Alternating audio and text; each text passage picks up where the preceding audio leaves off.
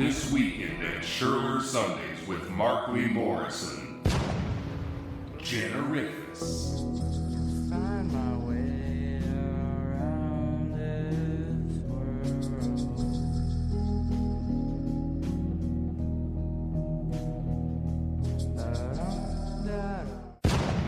And the Pine Hearts. I've been searching for lost love songs. I've been sleeping under the stars, wading the rivers with the fallen angels, drinking champagne out of mason jars. This Sunday at 3 p.m. outdoors behind the Carnegie Library in Olympia, Washington. All ages. More info available at SchurlerBeer.com. What's up? This is Mark Lee Morrison, and you're listening to the Season 5 finale of Low Profile.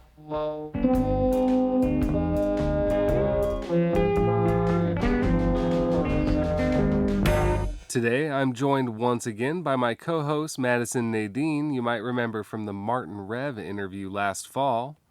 Earlier this year, we went with cameraman and engineer Andrew Ebright to Anacortes, Washington, so we could meet up with musician and local historian Bret Lunsford in an old train depot there. Inquiring minds would like to know, who is Bret Lunsford? Wait, is that Calvin Johnson? This is Calvin Johnson. Bret Lunsford is a pal of mine.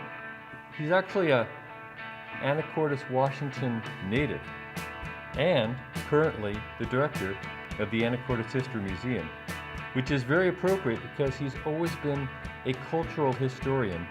The flora, the fauna, the native populations, and the underground weirdo culture. Bret and I have played music over the years. Beat Happening. What's forbidden? Is it treasure hidden? I got a clue on the trail to finding all about you. His band D+ has toured with my other combo, Dub Narcotic Sound System, extensively across the United States of America.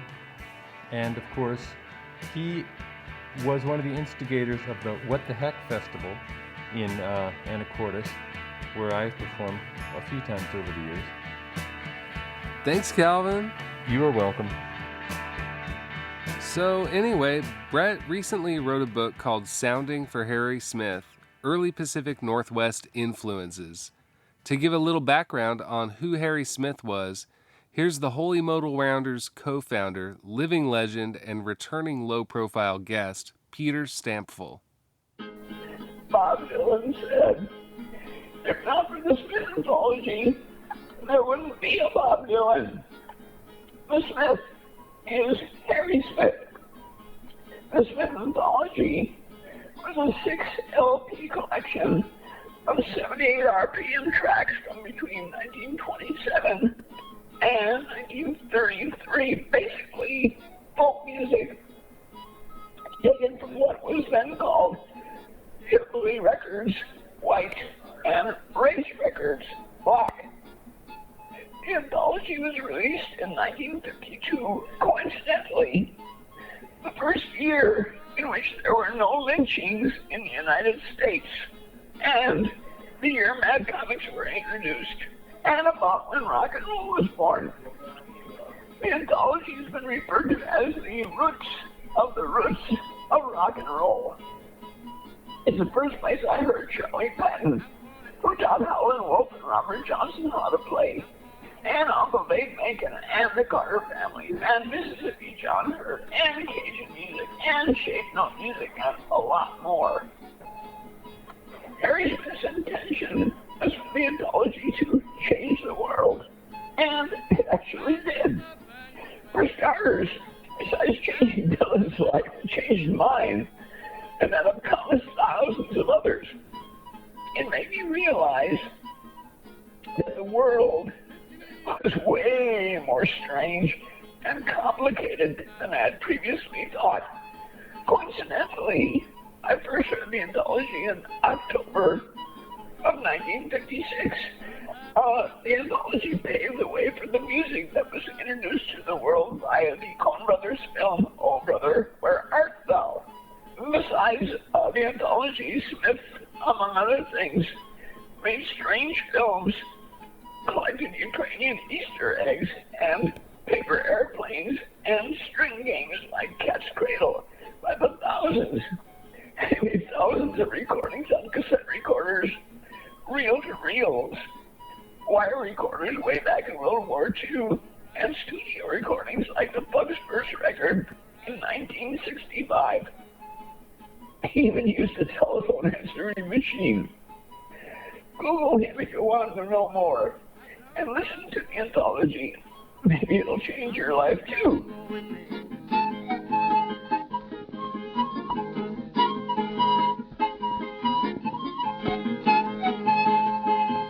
Thanks, Peter. Okay, so along with Bret's book, we'll also be talking about his music. Here's singer-songwriter Billy Joel on the D+ album Deception Pass.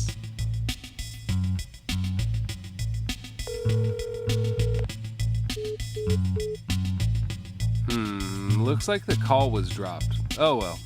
We'll catch you next time, Billy. Hi, Bret. Hi. Great to be here with both of you. Where are we? Can you tell me about this wonderful place? We are in the Great Northern Train Depot in Anacortes, Washington. And so this was the first train depot, or not so much? Actually, no. It was built in 1911, 20 years after the first depots were built in Anacortes, right on the waterfront and in the heart of downtown. A site of a lot of rock and roll shows here in the 80s and 90s. Oh, okay. We had my brother, John, and some of his friends organized some punk shows here with their band called The Spoiled.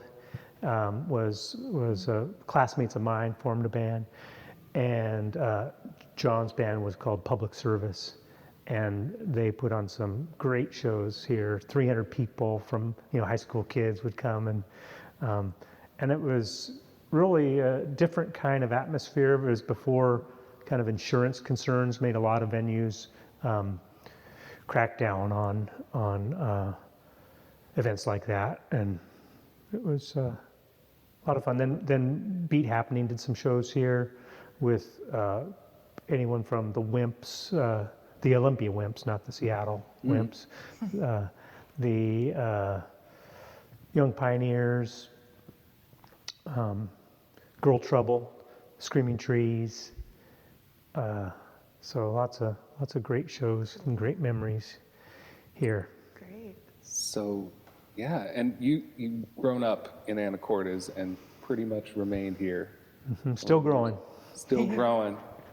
Yeah. Still going.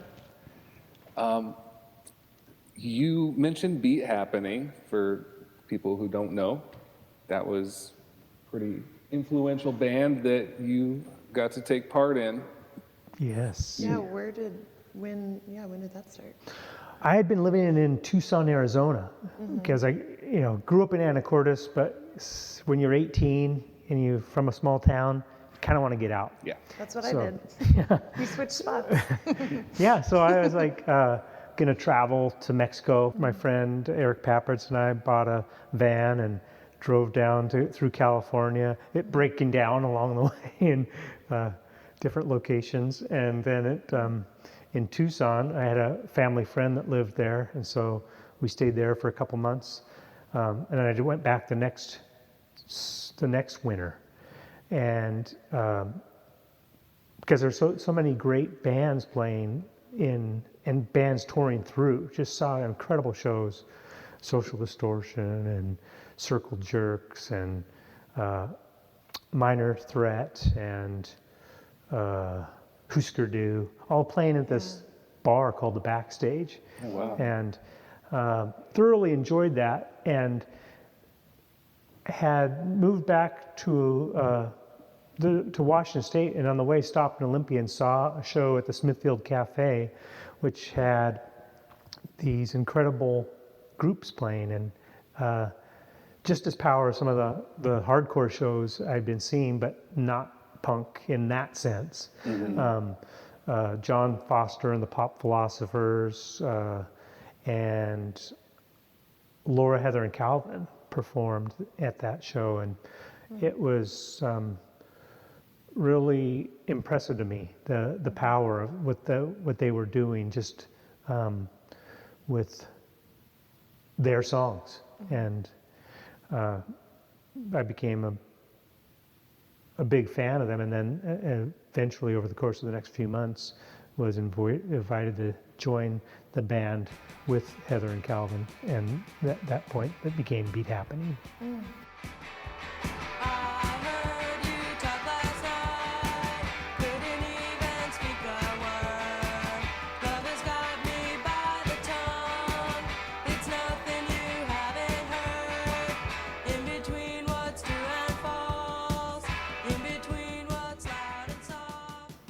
And so did you move to Olympia and stay there right away? Yeah, I had plans to go to Evergreen. I had friends there, become familiar with it, and so after 2 years off from high school, I was ready to go back to school, and got an apartment downtown in the Martin Apartments, and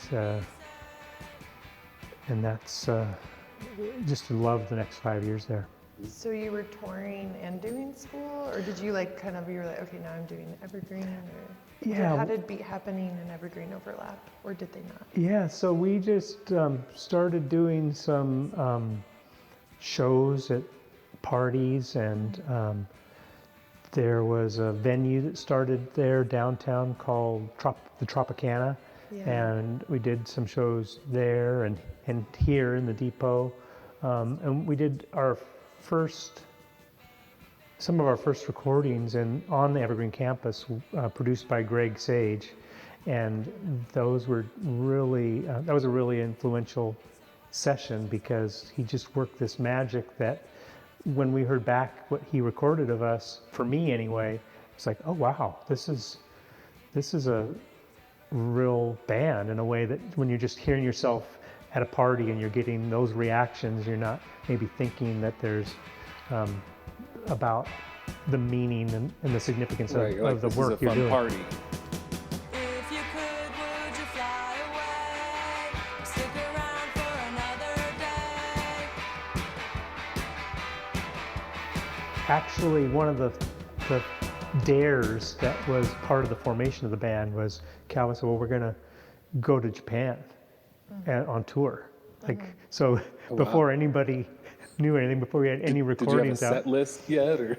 Yeah. We made arrangements to go to Japan and stayed there for 2 months, thanks to the Miyake family, whose daughter Calvin had met as an exchange student at Evergreen, and then she later went to Anacortes High School and stayed with my mom after we'd stayed with her parents in an apartment they got for us. But we did some shows in Tokyo.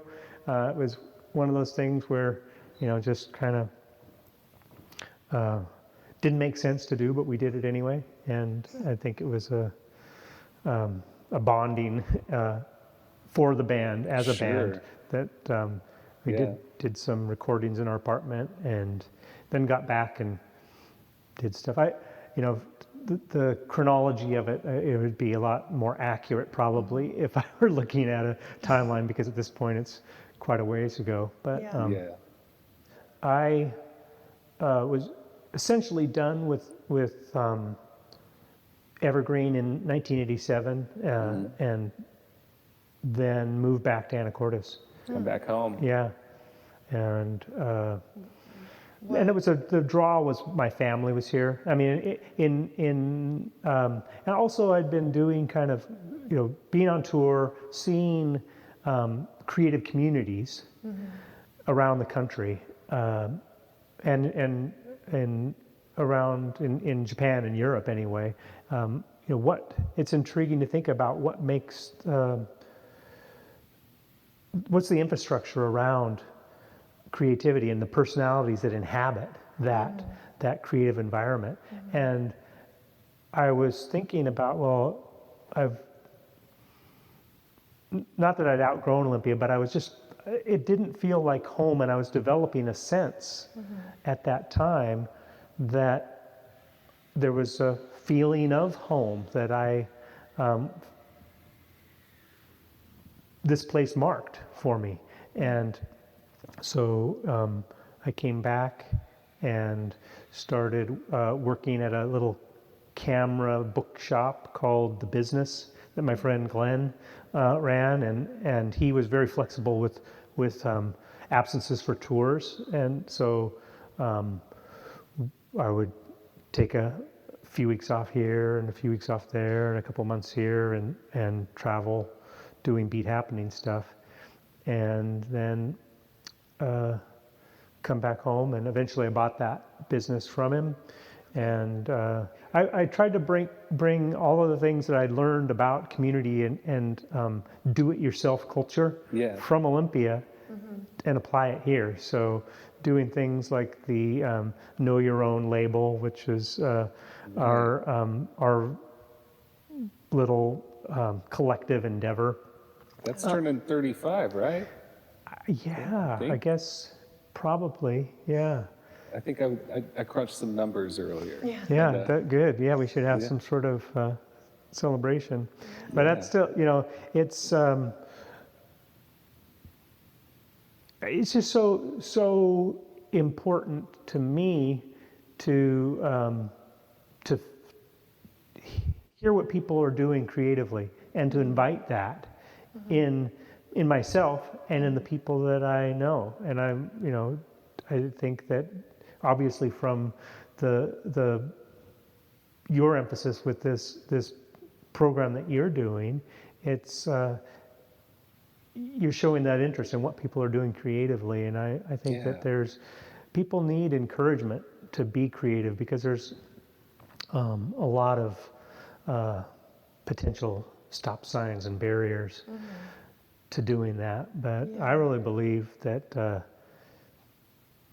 if you have a sense of things that should exist in the world that you can be a part of making, that maybe you should be doing that. Yeah. I'm just curious about like when you started to maybe lean towards writing the book. Sounding for Harry Smith, early Pacific Northwest influences. Hold it up, but we'll probably get just a still shot of it too, for the listener. Yeah.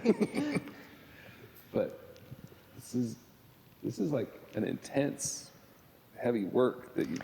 This is dense. Like It's over 2 pounds. Yeah. It's over 2 pounds. It's beautifully printed, and it's just rich with information. And I mean, if I may, my take away from it was, I was expecting more of like a biography about Harry Smith, and instead it's more of what I got from it was, it's like gives you a background to the culture that shaped him, that's very specific to the Northwest and specifically like the San Juan Islands. Yeah, that's what made sense to me to do. For those who don't know, who's Harry Smith, right? And why Harry Smith? Sure. Well, I can't remember if it was a phone call or might have been a letter from Hugh Holden, who was a friend, and asking about, he'd been reading a book on Harry Smith. I think the book he was reading was Think of the Self-Speaking. And he said, have you heard of this guy from Anacortes named Harry Smith, who lived in an old cannery and built the Land of Oz there? Have you heard of anything about this? And I hadn't heard about, at that point, I ran a record store, and what year is this? Like 2000? It was probably 2000, 4 or 5. Oh, wow. I immediately became intrigued because he was talking about somebody who, well, I think he sent me the book, and I started reading that book, and like, oh my goodness, this is somebody that had this profound international influence, and grew up in Anacortes, so I called up people. Well, I happened to collect Anacortes High School yearbooks at the time, so I was able to pull a yearbook off of my shelf and doing the math and finding a picture of him as the in his freshman year at Anacortes High School, and look and see who was in his class, and started calling up people that may have known him from school in his years in Anacortes. And so I called up Wally Funk and Irv Ryberg, and they put me on to Jack Wells, and these are all people who were friends of Harry's. Yeah, Jack in the book, yeah. And I did interviews with them just on cassette, and then when Ronnie Singh, the director of the Harry Smith Archive, was going to plan to visit Anacortes, I arranged a interview here and invited my friend Jim Thompson from who's a videography teacher here at the Anacortes High School. He brought his cameras down. Phil Elverum was here holding the mic, and we did interviews with all of them. And right here. Yeah, right here where we're sitting now, and they're all gone now. So I was. It's one of those things. If you have a thought to do interviews or oral histories or videotape, do it now.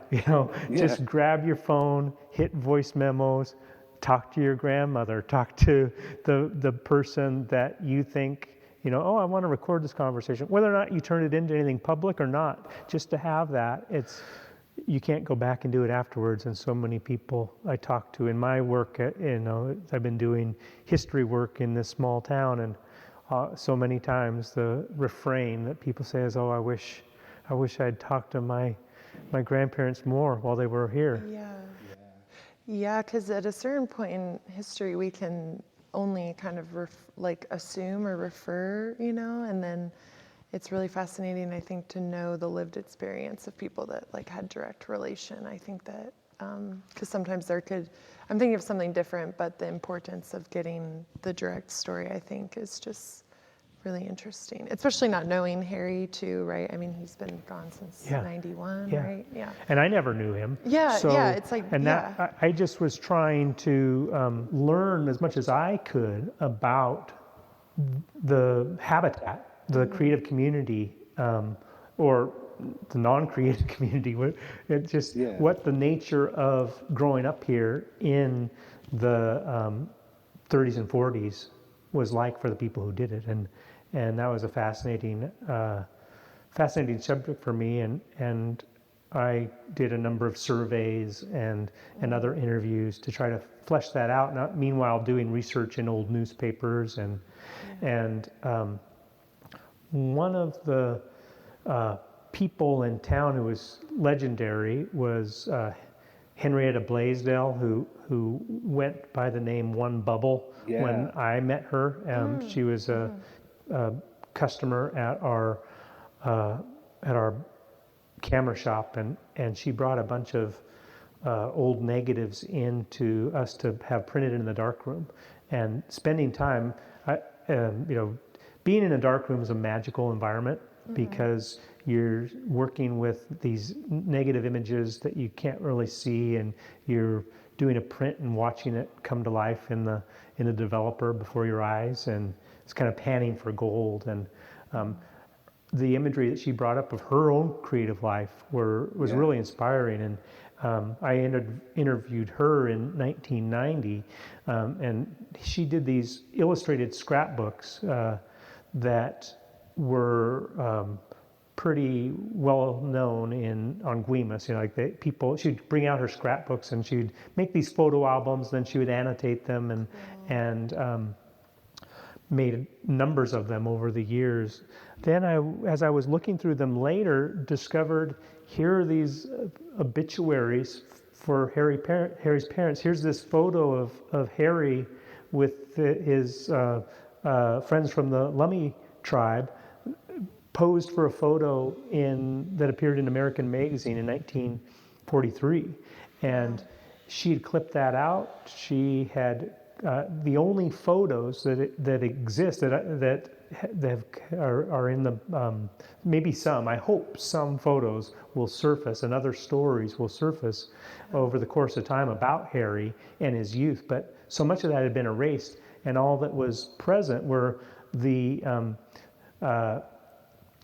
stories that Harry told. And some of those were secondhand stories that people recalled him telling, and they, they're great as stories, but from a research perspective, they were a starting point. And like as I was saying about the bubble scrapbooks, to find photos of Harry's parents, the only photos that I'd ever seen, it was kind of it was a real resonant experience to say, oh, well, here this path is opening up to continue doing this history work. So is that connection kind of what made you decide, okay, this is a thing I'm sticking to? Like how long did you think you were going to invest in this project? Well, it was on and off, so it wasn't a solid 15 years that I was scribbling at a desk, Right. It was on and off, but the research, it took time to comb through things, and there were a lot of things about, I didn't know that Harry's family was ultimately a Northwest family in that his grandparents had both come here and his parents had both come here in the 1890s or roundabout. And so his parents grew up, his father in Bellingham, his mother on Orcas Island, and kind of island hopping around the San Juans as children, were raised in the Northwest, and that was not something that I had known, and that was an important kind of thing to think about. Hi, I'm Anna Winter. Do you love listening to Low Profile? There are several ways you can support this show. You can sign up for flexible monthly donations at patreon.com/lowprofile at the cost of a cup of coffee once a month. If you join the Patreon community, you can get advance episode releases, behind-the-scenes exclusives, and early access to merchandise. If you can't contribute financially, it always helps if you tell a friend about your favorite episodes, share about Low Profile on social media, subscribe for free on your favorite podcast platform, and give us a rating and review whenever you listen. Low Profile also receives in-kind support thanks to these independent Olympia businesses: San Francisco Street Bakery, Schwartz's Deli, Rainy Day Records, Old School Pizzeria, and Schurler Easy Premium Shitty American Lager from Three Magnets Brewing Company. And most of all, thanks to you, the listener, for tuning in. Now, let's get to today's show. Yeah, I think when we first met, it was about 15, 16 years ago, and you kind of were just catching on to this whole thing. I remember you took us to that big upside down tree where the roots are coming up out of the ground, and you were talking about that Harry Smith and the Aleister Crowley. And at that time, the only thing I knew about Harry Smith was the anthology of American folk music, the blueprint for the future of folk rock, punk rock, country music.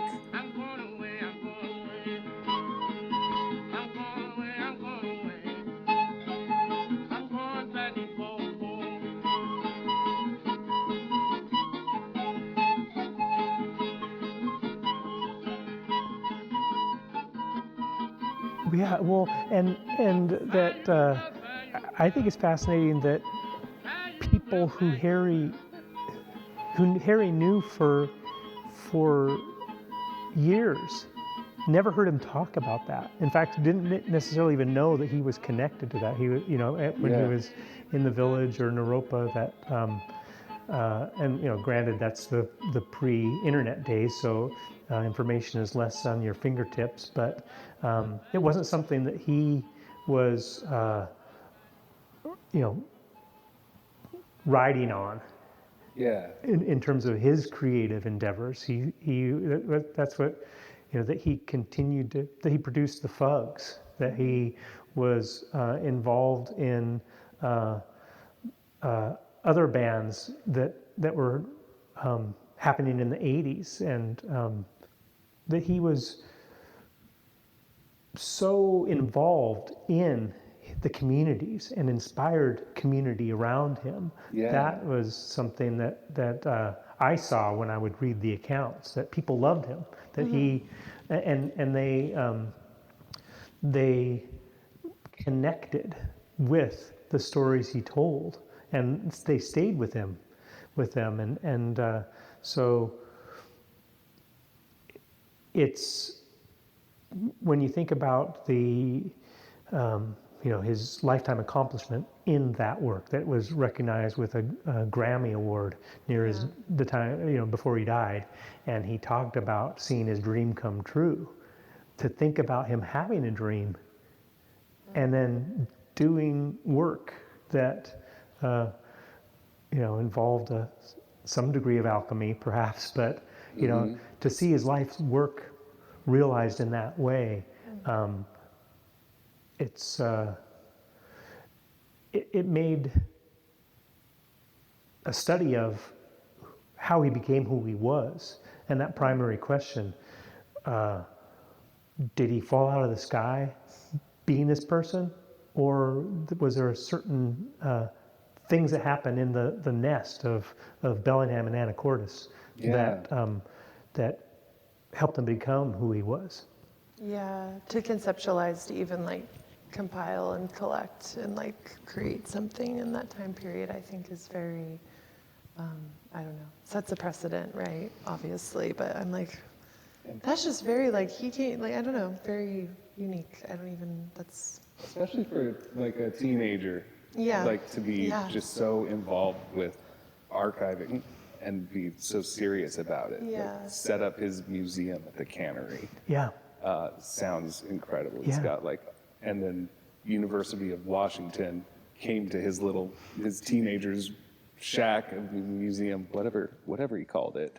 Maybe your book had something to do with this, but I was always visualizing it on the dock.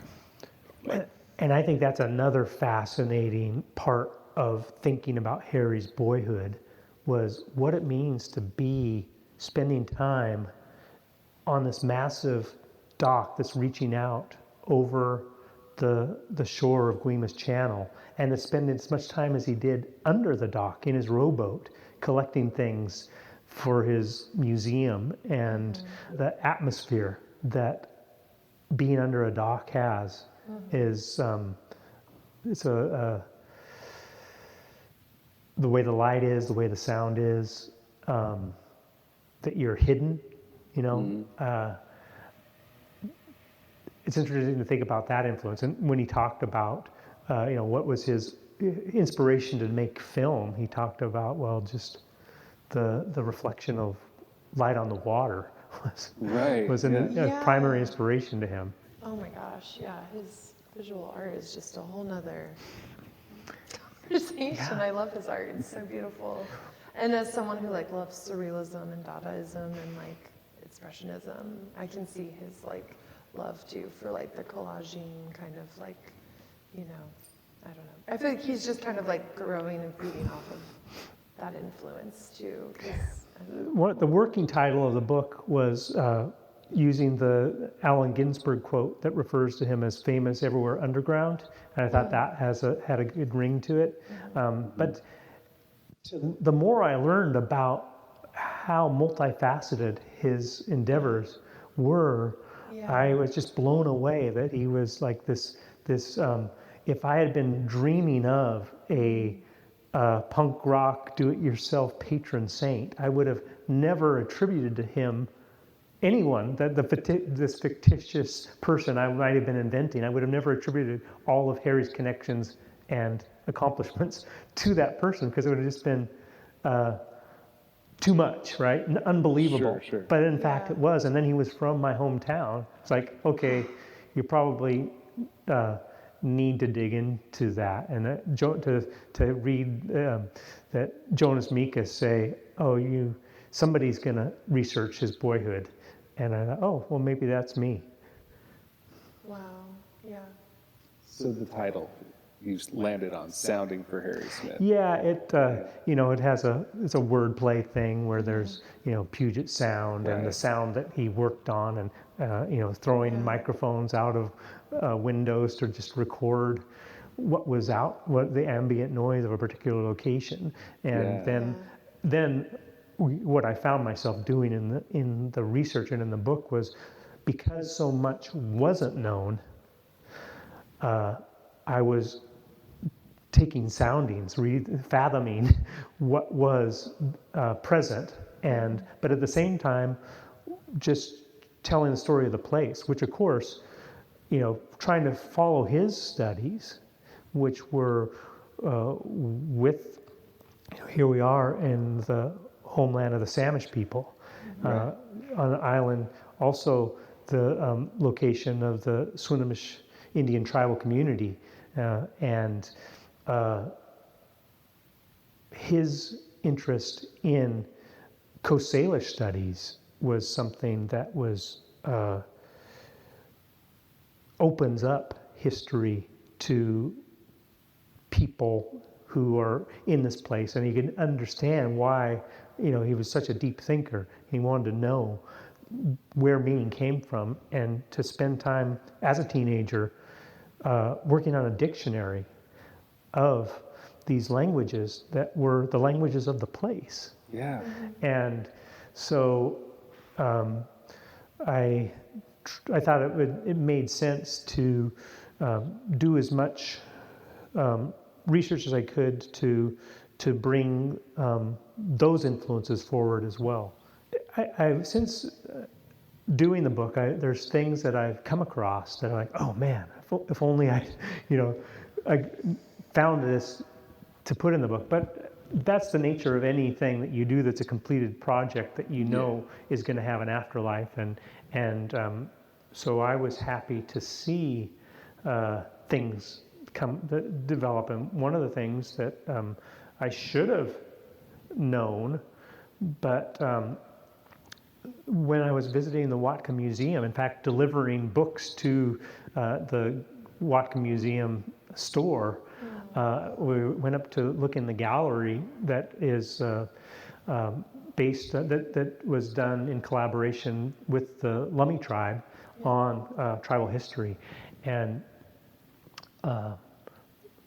started looking at this very impressive exhibit, and started to read the label cards, and here's one, donated by Harry Smith. And I kept going. Here's a cedar canoe baler. Here's a cod lure. Here's a canoe paddle. Here's all of these things that Harry collected, probably both in Anacortes and Bellingham, that he ultimately donated to what's become the Watka Museum. And there's probably 20 artifacts in this exhibit on Lummi culture and history that were from things that Harry collected and donated. And then just a couple days ago, I was doing research on Anacortes Americans. We got a new batch of Anacortes Americans that...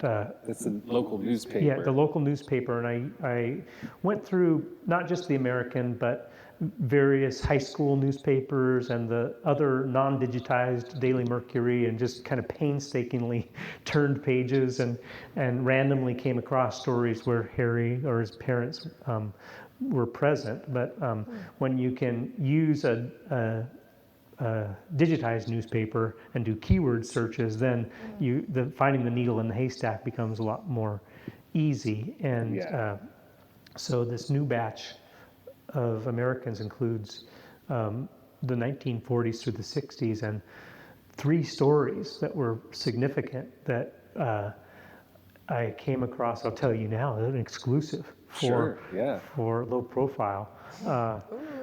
Was one of them is that the Nelson School, which was an elementary school here in town, had a hobby show, and the newspaper was writing about salt and pepper collections from all over the 50 states. That, you know, here's a 242-piece salt and pepper shaker collection, and that Mrs. So-and-so has on display. One of the items on display was a miniature house created by a high school student, Harry Smith. This is a newspaper story that, like, why is this high school kid building miniature houses and then showing them at a hobby show for a grade school? I mean, that level of community involvement is something that, you know, so much of the understanding of outsider artists is that they were outcasts or on the fringes, but that was one of the things that I found from grade school through high school, both in Anacortes and in Bellingham, is that he was very much involved, like performing in the high school plays and or on the light crew, and writing for the newspaper and doing these things like the hobby show. The other thing that was pretty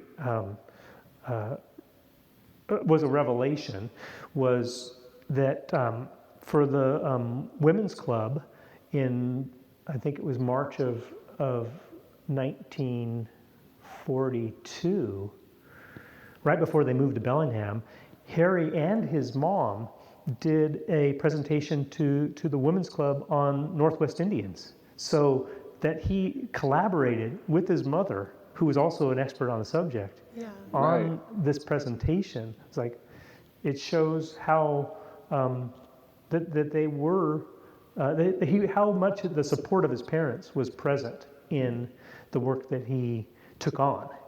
Yeah. I was thinking about that, like their relationship, and like, because he didn't have siblings. So it's like this is his like immediate community, and it seems like there's some richness there too, and especially trying to understand, like, who is this guy? How is he so, like, what is his environment to create these types of like endeavors, right? It's super, like, how did it, hyper focused. Yeah. Seems like. And you mentioned off the record that you were very intentional about not speculating in this book, just delivering firsthand, secondhand information as best you could, like, without like imagining too much. There's one thing that you did in the book where he was talking about how his mother presumably had affairs because she would drop him off at the movies, and you quipped that that maybe his mom was just trying to get some time away from the little tyrant. Yeah, well, and that was, I did feel compelled to think about Harry's parents as people that were maybe, well, he talked about his parents being excellent parents, you know, but at other times he talked about, demonized him a little bit. Yeah, and so, just trying to find a middle ground to imagine that, okay, well, they deserve to be treated as people who lived in the community, who had, who weren't just a part of his myth making, because he did a lot of myth making in the stories that he told. Yeah. We were talking earlier about too. You mentioned like him doing the lighting for the school plays and things, and how you kind of said it well, that if it hadn't been for Harry Smith, maybe the Grateful Dead would never have existed. Yeah, I'm kind of like, these like, from a cultural, spiritual, like, who knows? I mean, it seems like, clearly influenced Jerry Garcia, right? So. Yeah, maybe a little different. Who knows if you never found the. Yeah, I think all of these things that people fill in the blanks about, and I love reading all of the different perspectives in the interviews that have been published by his friends and collaborators. But yeah, like also levitation of the Pentagon. That he was consulted in the preparation for that. Was like all these things that are these parts of counterculture history that are that he was there for. Rain on, I learned to not yet it blow. Go tell my true love, Lord, I can go. Lord, I can go. I went to the same elementary school that Harry Smith went to, a Whitney school, and my mom and her her siblings were in there, at Whitney in the same time frame that Harry was in, and grew up in the neighborhood that Harry grew up in. So that was part of the thing of just, you live in a small town, you become aware of the history, and you start thinking about the footsteps that other people have walked, and were they walking to school, seeing each other? Were they at the little community grocery store in the neighborhood at the same time? My mom talked about going down to the beach, the Apex Beach. Was a place where the neighborhood would go because it was one of the sandy beaches on Guimas Channel, and they would go there in the summer to swim. Is that something that still happens? Less People so, go swim there? less so. But I did. Now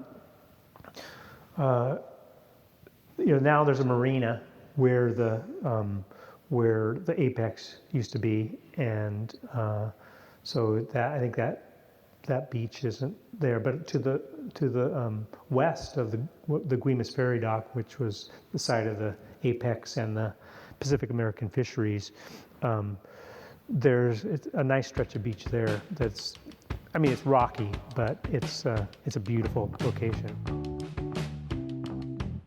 I wanted to also celebrate and acknowledge the fact that this is completion of having all three members of the band D+ on this program at different times.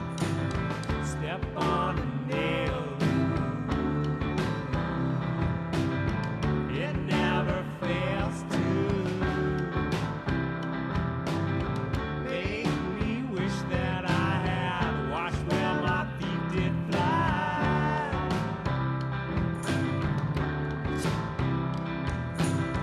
My head's doctor's friend.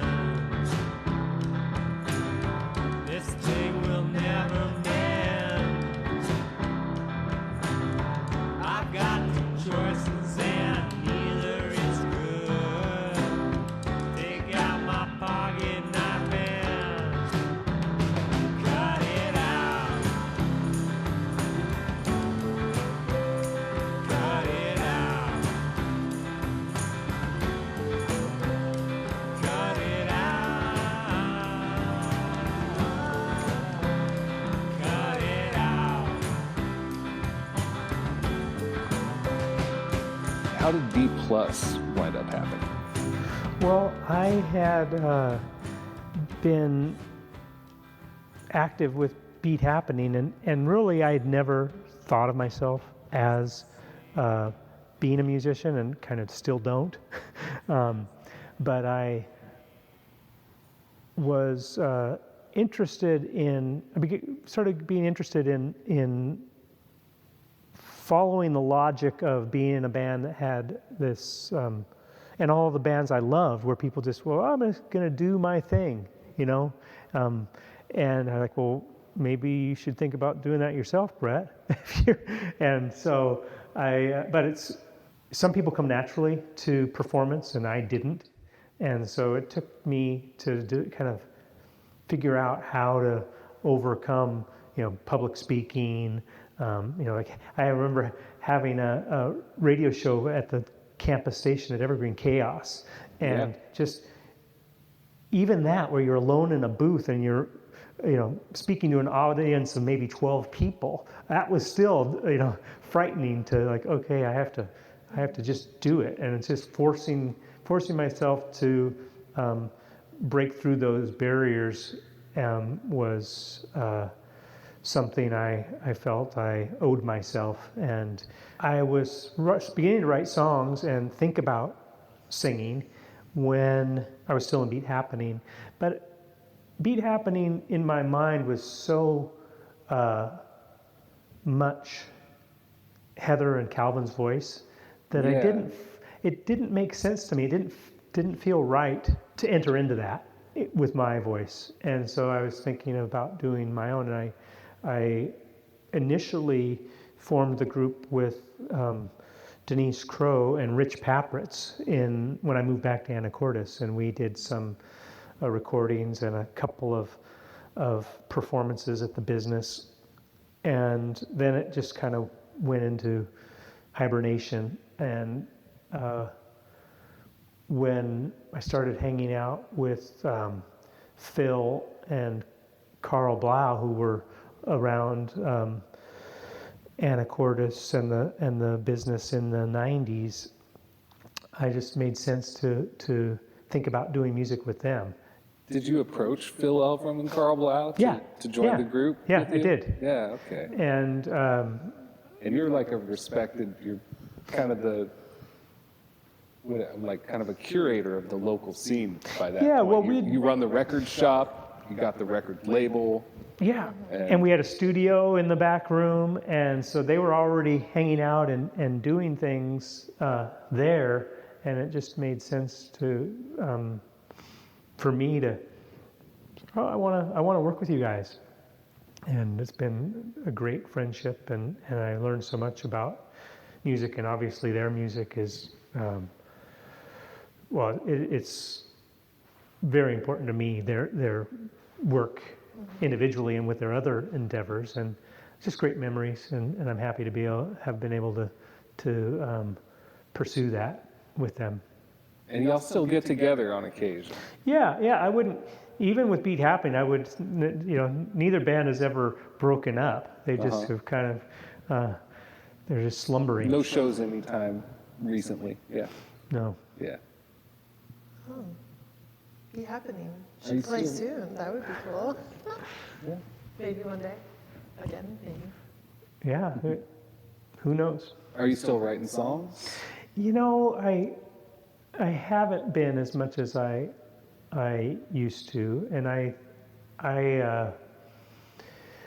it took me I started doing books in the aughts. I did research for some family histories. My mother's family her parents were Croatian immigrants from a little town called Vela Luka on the island of Korčula in the Adriatic Sea, and a lot of the people from Anacortes. I grew up in a remnants of an immigrant community of these fishing families, and so the books that I imagined doing for when I was coming here in the 80s, and after I met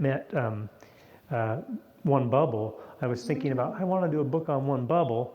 I also was thinking I want to do a book on the Croatian community, and so I started kind of just researching both of those and learning more, and then I started. Then the Harry Smith book idea just found me, and as I'm working toward becoming prepared to do a Harry Smith book, I can do the research on these other books where. So I did a book on Anacortes history generally, which is a photo-themed book. And then I did a book on the Croatian community called Croatian Fishing Families at Anacortes. And learning how to do that, working with Phil Elverum on that book, and then a couple other books that I edited on Anacortes history, that was a great kind of continuation of our teamwork in the book realm. And so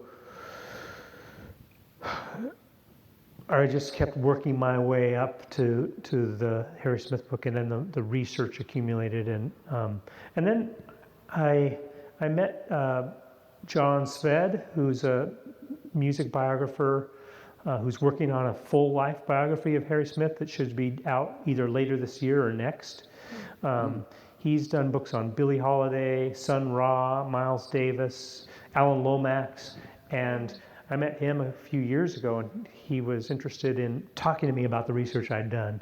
And I thought about, I read his Alan Lomax book, and I thought he's the perfect person to be doing a full life biography on Harry Smith. And I immediately thought, well, rather than just dumping my raw research on him, I would conclude the book project that I had in mind, which was limited in scope to his Northwest years, and just pass all of my information along to him, and as I worked on the manuscript, and then when I finished the book, gave that to him, and for whatever use he puts it to, Yeah. But I just thought,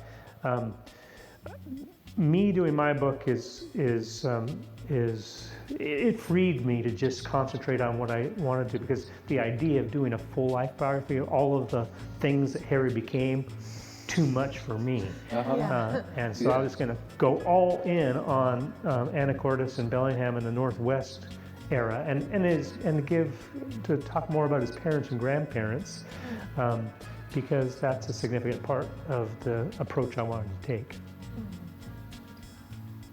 Great. Well, you can get the book from Know Your Own Publishing. Yeah. And it's a good read.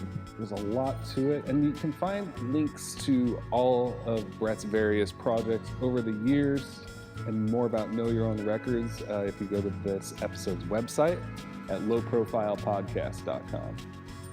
Thank you for setting aside time for this really fun thing. Thanks for coming to Anacortes. Yeah. Thanks for hanging Always out. looking for an Pleasure. excuse to come to Anacortes. Great. I'm Mark Lee Morrison, and you've been listening to the Season 5 finale of Low Profile. We just heard an interview with Bret Lunsford, conducted by myself and co-host Madison Nadine. Andrew Ebright from Thurston Community Media engineered and filmed this episode. If you'd like to watch the video version of today's show, you can follow Low Profile on social media at Low Pro Podcast, or check out this program's website.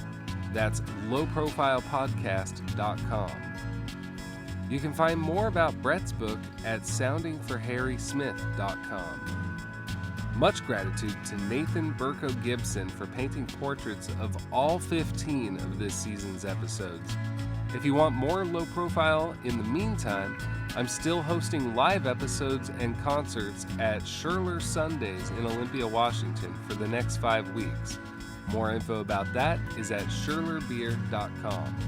For those who can't make it, a lot of that's going to be released via this show on KAOS Community Radio, TC Media on cable TV, and online starting in August. Season 6 of Low Profile is already wrapping up recording, and the first episode is tentatively scheduled to drop on September 30th, 2022. If you enjoy this show, please tell a friend. Word of mouth is the most effective means of growth for this type of thing. I'd love to hear from you too. Please drop me an email anytime. I'm at lowprofilemarkley@gmail.com. I hope the rest of your summer treats you right, and ciao till next time.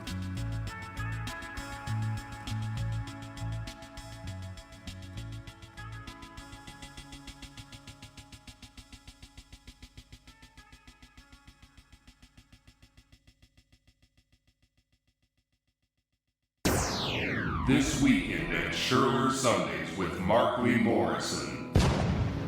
Jenna Rivas. Find my way around this world.